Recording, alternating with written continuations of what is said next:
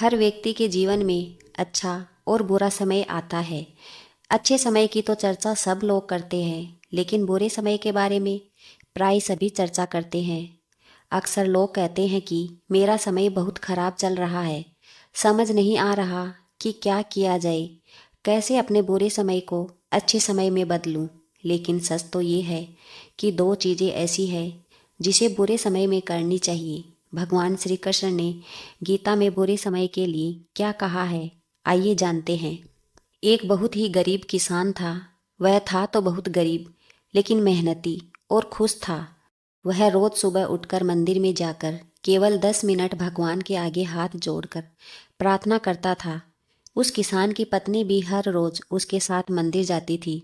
प्रार्थना करके वह सारा दिन अपने खेतों में काम करता था। उसका जीवन बहुत अच्छा चल रहा था।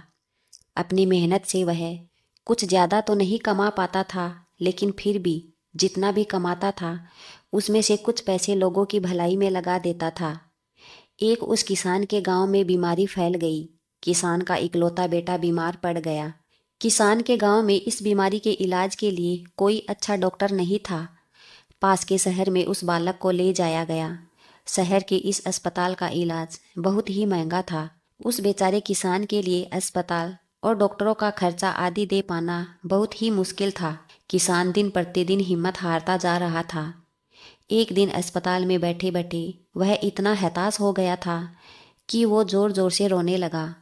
साथ ही कहने लगा, पता नहीं किस चीज़ का बदला भगवान मुझसे ले रहे हैं। कभी वह खुद को कोसता तो कभी भगवान को। लेकिन किसान की पत्नी को भगवान पर अटूट विश्वास था। लेकिन किसान को आशा की कोई किरण नजर नहीं आ रही थी। अस्पताल में कुछ दूरी पर ही मंदिर था। किसान की पत्नी हर रोज उस मंदिर में प्रार्थना करने जाती थी, लेकिन किसान का मन प्रार्थना करने का नहीं करता था। डॉक्टर ने उस किसान से कहा, बच्चे के इलाज के लिए 10,000 रुपये की आवश्यकता है। पर किसान के लिए इतनी बड़ी रकम इकट्ठा करना मुश्किल था। किसान की पत्नी अब भी मंदिर जाया करती थी। वह भगवान के आगे हाथ जोड़कर प्रार्थना करती थी कि उसका पुत्र ठीक हो जाए। एक दिन मंदिर में एक सेठ आया। उसने किसान की पत्नी को कहा, उसने किसान की बात उस दिन अस्पताल में सुनी थी। सेठ को बातों ही बातों में पता चला कि किसान को 10,000 रुपये की ज़रूरत है। इस पर सेठ ने अपनी जेब से 10,000 रुपये निकाल कर देते हुए कहा कि उसके पास इतने ही रुपए हैं। साथ ही सेठ ने कागज़ पर अपना पता लिखते हुए कहा, अगर उनको और पैसों की आवश्यकता हो तो वो बेझिझक मांग ले। महिला ने उत्तर दिया, इस कागज़ की कोई आवश्यकता नहीं है। वो जानती है कि ये पैसे उसको किसने भिजवाए हैं। जिसने उसे ये पैसे दिए हैं वह परमात्मा उसका हमेशा ख्याल रखेंगे। इसे कहते हैं अटूट विश्वास। ये सबसे ज़रूरी है, जिसे हम अक्सर खो देते हैं।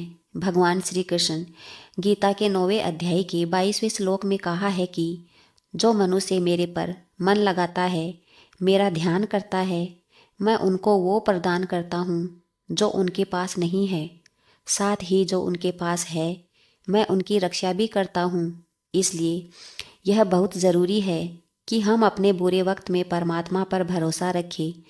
इसके अलावा गीता के दूसरे अध्याय के 14वें श्लोक में कहा है कि सुख और दुख का भाव इंद्रियों से निकलता है।